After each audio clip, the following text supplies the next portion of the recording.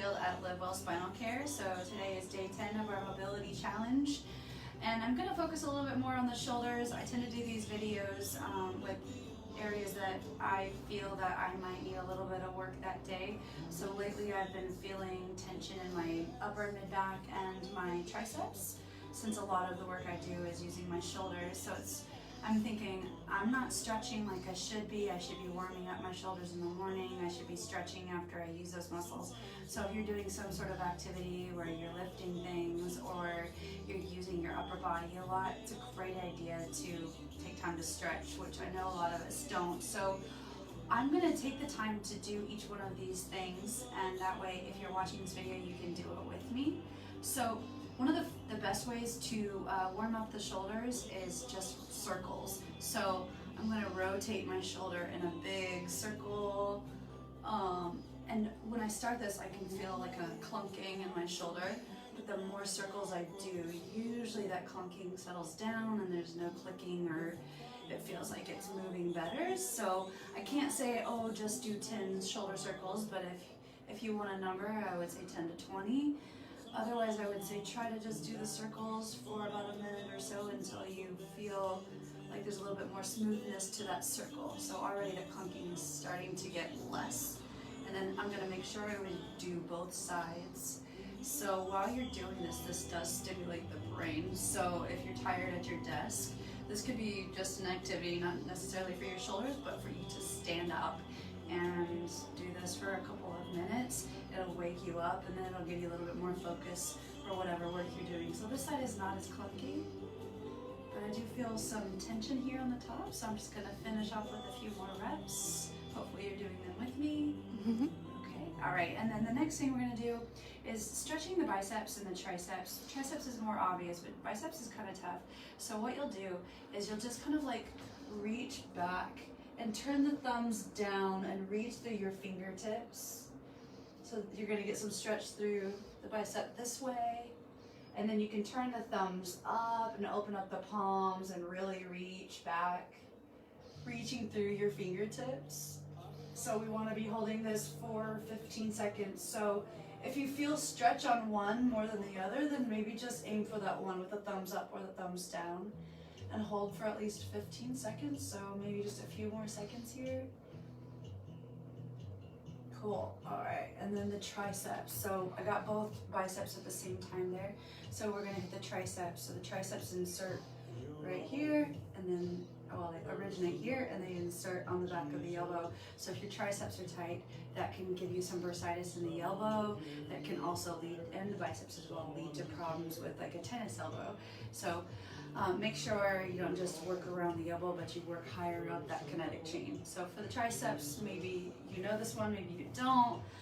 It's a really nice one and effective. So I'm gonna just grab the back of my elbow and I'm gonna pull it back and find where I feel a light tension in the tricep, and we're gonna just hold it. So let's go for 10 more seconds. 5, 4, 3, 2, 1.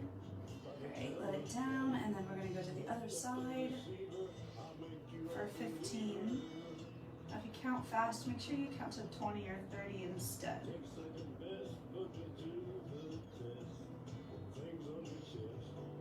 5, 4, 3, 2, 1.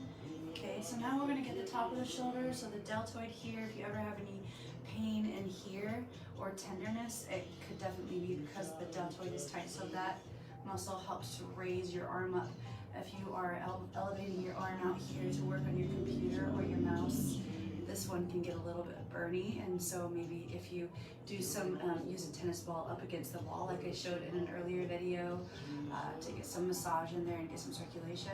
But you can stretch the deltoid by pulling the arm across. So I'm using this arm to hug my other arm into my body and give me a nice stretch. So you might have to like pull it down or find that angle where you get a stretch. So I can even feel this through the top of my shoulder too.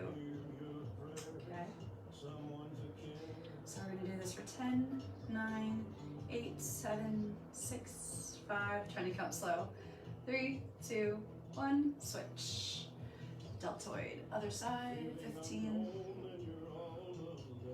So make sure you post your comments and let me know if you what you're feeling when you're doing these things. If you're feeling it in other areas, or if you have questions, I'll answer them to the best of my ability, or I'll refer you to a really great physical therapist that will have a lot of knowledge to help assess where the real problem is. So 5, 4, 3, 2, 1. Okay, so here's a really great one. So a lot of people call this their shoulder, and in fact, anatomically, this is technically the shoulder joint. But if you're feeling tension, which a lot of us have tension when we stress, we pull the shoulders up towards the ears. That's actually an innate intelligence, an innate response to stress. So back in the day, if we were stressed, it was more because there was famine, or because there was some sort of animal that was chasing us, or we're fighting in a war or something like that. So we would raise our shoulders, and what that does is really cover and protect the carotid and the jugular, that big artery and vein that give your brain that blood flow. So if those are injured, you'll bleed out and you'll die really fast. So as a protective mechanism, we hold up here. Today, our modern stress is work, traffic, family, money, COVID. So all of us could do a little bit more attention to our traps or our levator. Those are the muscles right here that get tight. So a way to stretch, so we're going to start with stretching my left one. I'm going to turn my head 45 degrees away from that shoulder, and then I'm going to tip my chin to my chest as if I'm trying to look down at my pocket. And this isn't quite enough stretch for me, so I'm going to take my hand with my elbow in front of my face, and I'm going to gently grab the back of my head and give it a little bit of pull. Do not pull really super hard, but keep your chest lifted and keep your posture really nice while you're holding this stretch. Taking some deep breaths, exhaling, and then think about dropping that left shoulder down, or reaching that hand a little further down along your thigh. Okay, and then to get the other side, I'm going to turn my head 45 degrees, tilt it, drop this right shoulder down. I want a little extra. Some days I'm so tight that I don't need to pull it. I have enough light to moderate tension with just putting my head in this position. So you just determine where you're at. Hold that stretch. All right. And then we're gonna finish up. This is gonna lead a lot of the muscles in your shoulder and your upper back. They lead into the neck. So this just sounds really nice to me. So we're gonna do it again. So basically tipping and rolling the head side to side. Take your time, you don't have to go fast. In fact, it's probably better if you go really slow. Make sure your chest is lifted and your shoulders are pulled back and down. Putting yourself in that good posture is really gonna set you up to isolate the muscles that you're looking to stretch, okay? Never, ever, ever roll your head all the way backward.